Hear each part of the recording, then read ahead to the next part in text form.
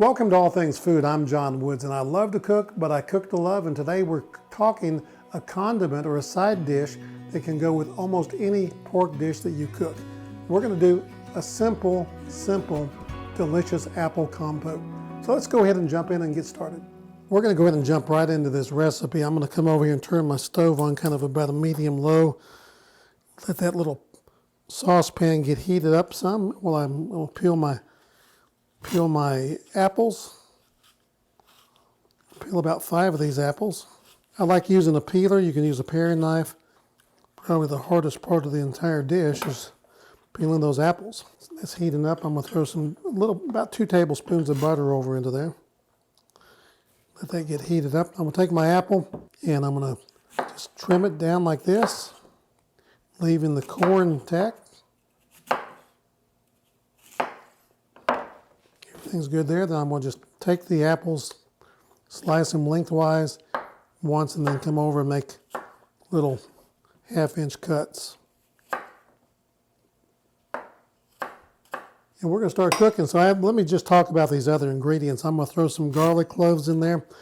Then we have our onions. You can dice those, julienne cut, whatever you want to do on those. It doesn't matter because they're going to cook down. And over here I have bell peppers. I have red and green bell peppers. You can use any color you want. Sometimes I'll use the orange. And so I have those diced up, just kind of a rough dice on those, nothing fancy. Because again, they're going to cook down.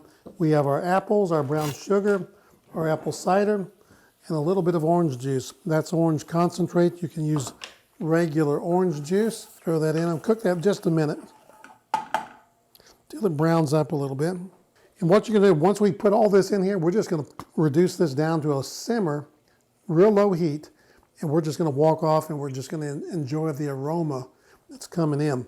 So if I'm making this dish, it means I'm probably doing some kind of a pork dish, probably a pork tenderloin, pork chops, because this pairs so well with those kinds of dishes. And you're going to see that in a minute. Those are browning up pretty good. We don't want to burn our butter, so let me turn that down. I'll go ahead and throw my onions in and let them cook a second. Really doesn't matter. You don't have to really let these cook long. I'm going to go ahead and throw in my peppers. Got a little more than I need there. Throw those in. Throw my apples in there. Those apples browned up a little bit on me, but that doesn't really matter. I'll put in some brown sugar. I'm going to put in about 1/2 cup. This is dark brown sugar, which I like to use. You can use light brown sugar. I'm not measuring any of this out because I'm going to adjust it to taste. Stir that in a little bit. It's going to melt down. Now you notice I'm not adding really any liquid to this. I don't need to because all the liquid that's in the vegetables and the apples will provide me all the liquid I need to make this dish. A couple other ingredients that are important. I like putting a little bit of orange juice. You're using concentrate, about 2 tablespoons full. And then this is the star of the show to me, apple cider vinegar. This is going to give it a little tartness, but it's going to balance out with the sweetness that's in the apples and also in the orange juice. Shake that up a little bit. Now be careful about adding this. You can add more if you want to, but you cannot take it out. So I'm going to put about 2 tablespoons there. I'm going to pour that in. I've got that on a medium to medium-low heat, and it's going to stay there for a good little while, and we're going to get on to another project. See you in just a few minutes.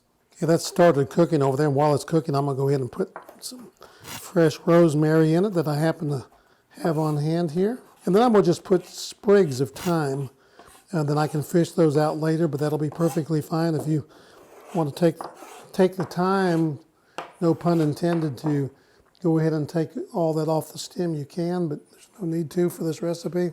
And we're just going to let this cook and simmer until almost all the juices are out and all those flavors from the cider vinegar and the rosemary and thyme and the sweetness from the brown sugar, all that's going to meld together. And it's going to be so good when we put it on whatever pork dish we decide to put it on. So here's an important lesson to learn. This is cooked about halfway, and what I did a flavor test to see if it was exactly where I wanted it. I feel like it needs a little more brown sugar, not much, maybe 2 teaspoons. It needs a bit more tartness, so I'm going to add a little bit of more apple cider, maybe about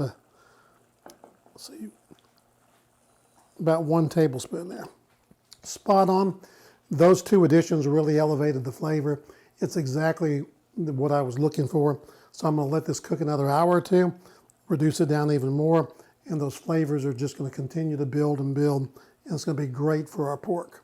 So generally when I serve this, for myself anyway, I'll put it right on top of my meat, but you can take this and put it on the side and even use it as a center plate garnish, and then take your pork or whatever and kind of fan out around it, ever how you want to do it.